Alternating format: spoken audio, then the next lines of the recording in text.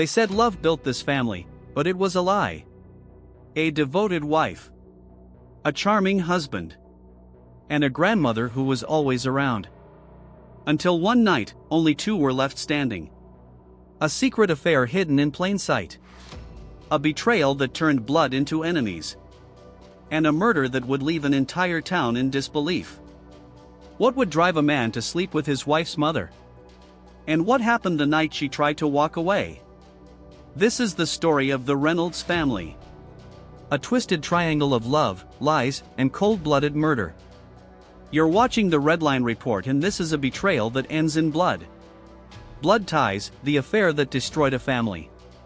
To most in the quiet neighborhood of Cedar Grove, Michigan, the house on Ashwood Drive looked like something out of a catalog: fresh siding, flower beds, wind chimes dancing in the breeze. Inside lived Emily Reynolds, a soft-spoken elementary school teacher who baked muffins for her students and handwritten thank you notes for neighbors.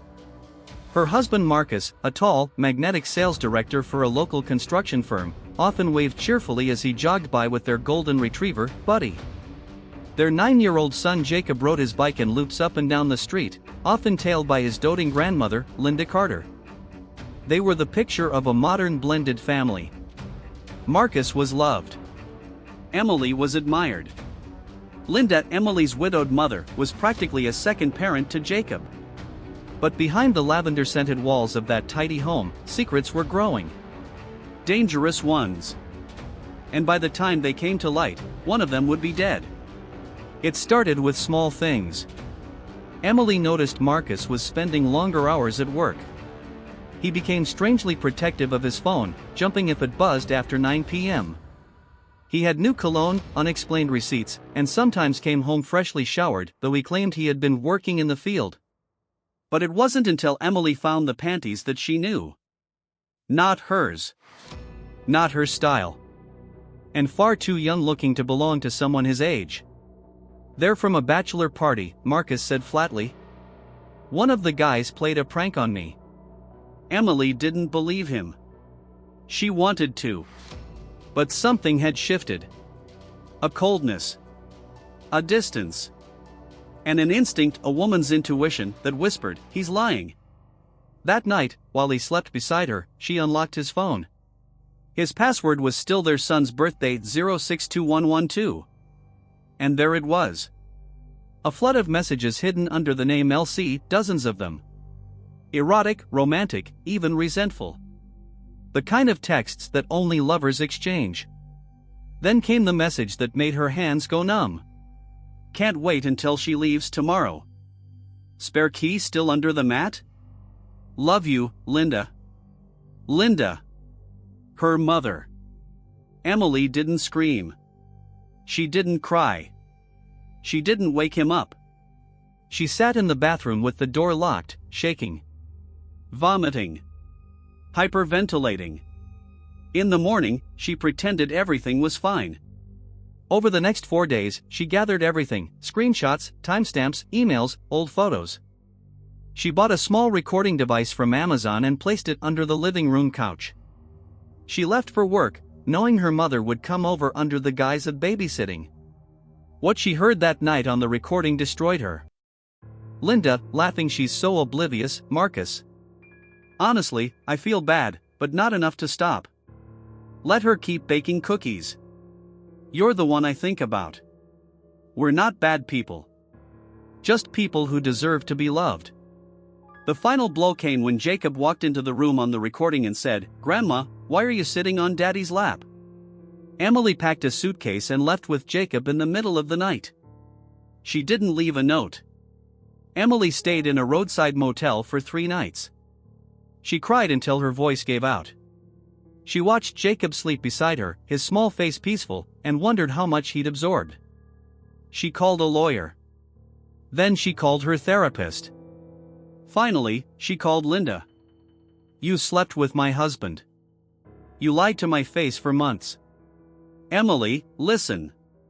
No. Don't talk. Don't explain. Just know this: you are dead to me." The next day, Emily filed for divorce, full custody, and a restraining order against Marcus and Linda. In the report, she wrote, They are emotionally dangerous. They exposed my child to an immoral and abusive dynamic. They've weaponized trust.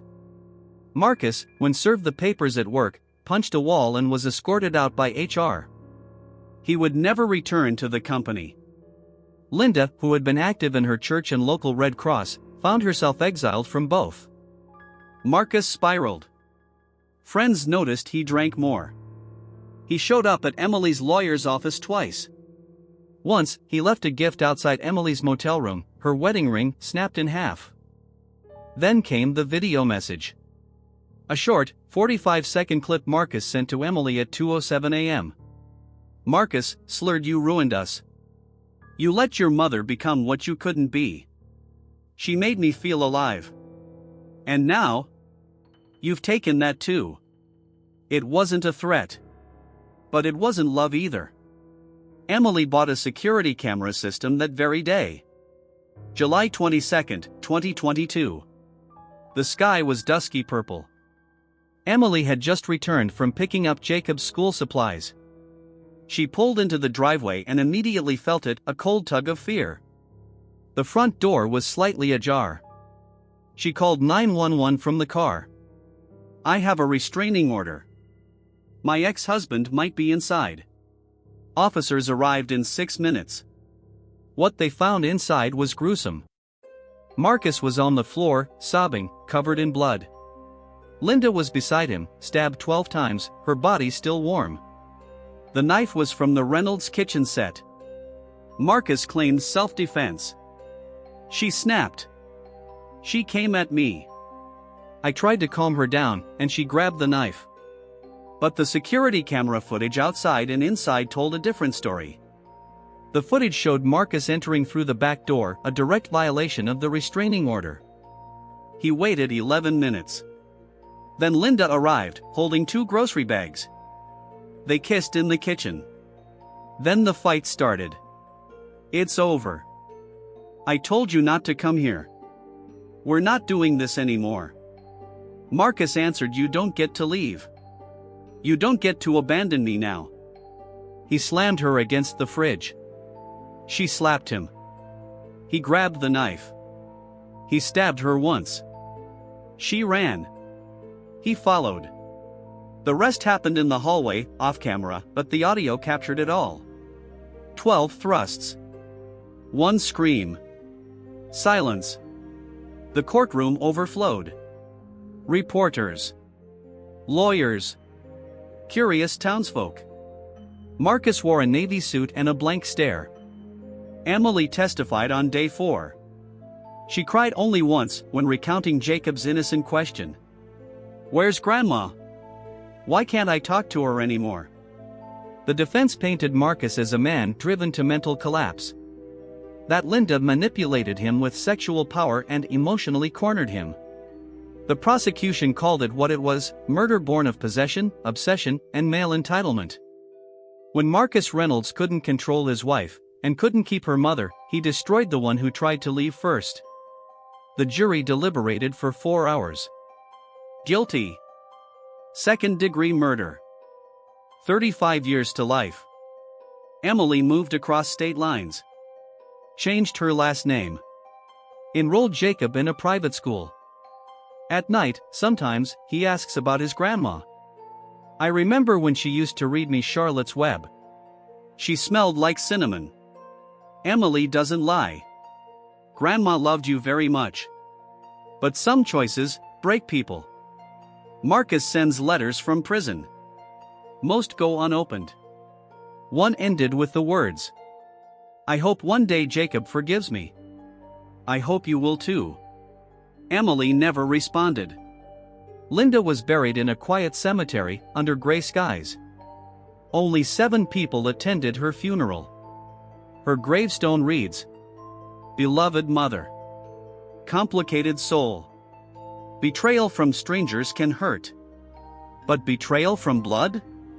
That can kill." If this story shook you like it did us, subscribe to Redline Report, where bloodlines blur, and no secret stays buried forever. Hit the bell icon for new stories every week. Because when it comes to family, sometimes the most dangerous people are the ones closest to home.